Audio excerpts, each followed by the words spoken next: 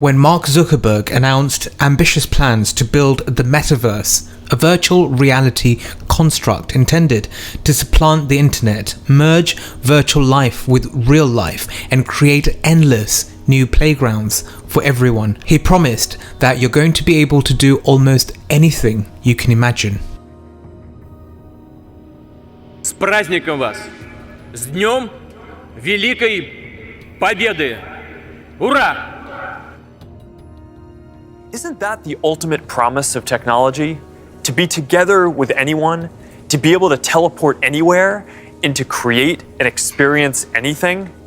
Yet here we are in 2021, and our devices are still designed around apps, not people. The Metaverse gives us an opportunity to change that if we build it well. A future where, with just a pair of glasses, you will be able to step beyond the physical world and into the kinds of experiences that we have talked about today. Metaverse sounds like a great new world. A plan for emigration of people to an alternative reality with the illusion of personal space. The creation of an alter ego in the form of an avatar, an ample opportunity for communication. Sounds brilliant.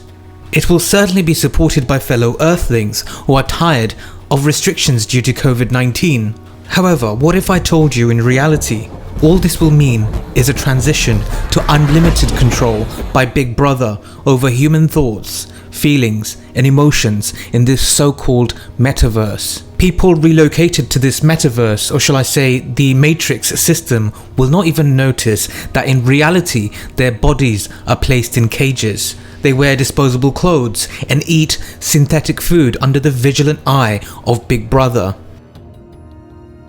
This perfect cyber heaven is not what it seems.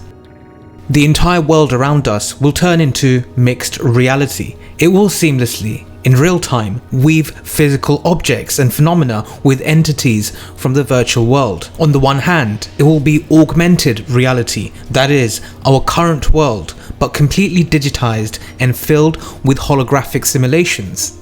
On the other hand, it will be augmented virtuality in which a person can live among entirely digital structures. Both realities will flow into one another, and it will be indistinguishable for the human senses and consciousness. The biggest point that Zuckerberg raised was that the Metaverse is not an escape into the world of illusions. It will be a new form of interaction with the local world, living real life in a more advanced body, as it were, with additional senses, when for example a person can instantly appear anywhere on the planet, and in the future, anywhere in the universe, in the form of a photorealistic copy of himself or herself, and actively act there through it, and not just observe. Zuckerberg, at the very beginning of the presentation, sold it to the audience. He used the key words, "This is not about spending more time on screens. It's about making the time we're already spending better for man." This Metaverse, which is promised, is tempting. For this Metaverse to work, it's not going to be just about trivial AR virtual reality glasses, or even contact lenses or sensor gloves, but also neural interfaces that use unused neuromotor pathways in the human body. As Zuckerberg put it, you can make things happen just by thinking about it. There are going to be new ways of interacting with devices that are much more natural.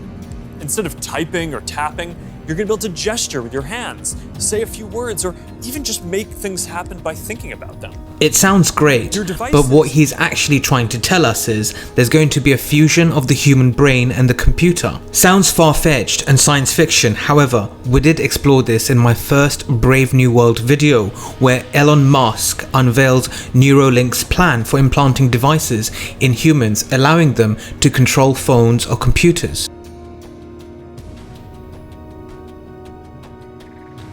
This is really fascinating stuff. What you're looking at right now is a paralyzed man using his mind in order to create the words that appear on the screen. This revolutionary speech neuroprosthesis research at the University of California, San Francisco is allowing the gentleman to communicate in complete sentences by translating signals from his brain to the vocal tract and directly onto text on the screen.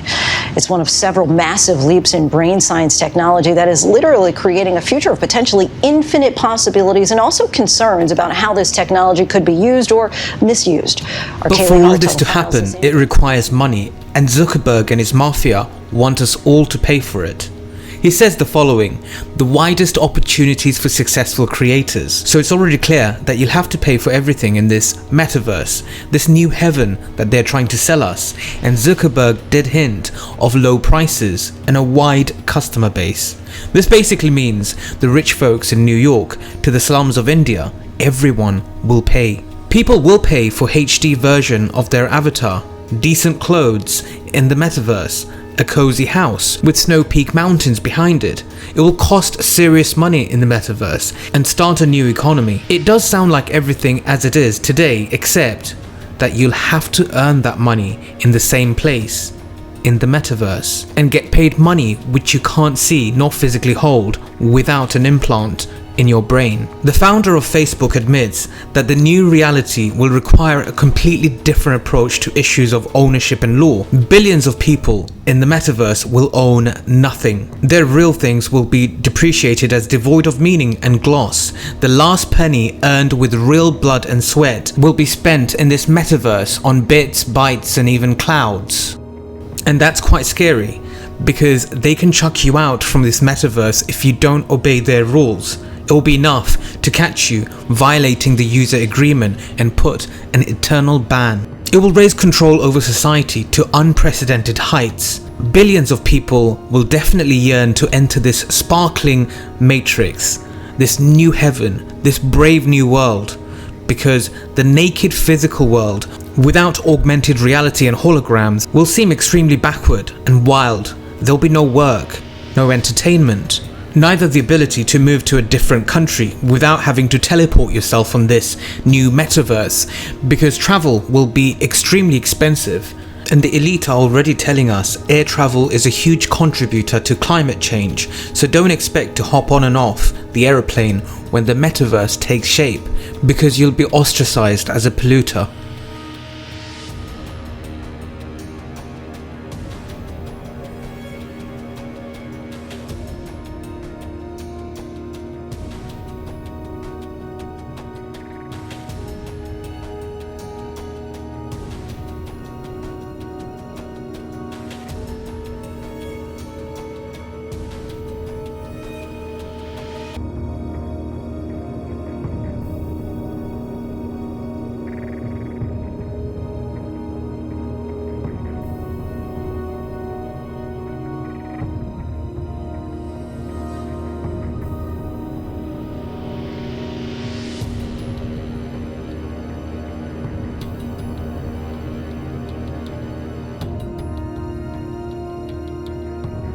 С праздником вас!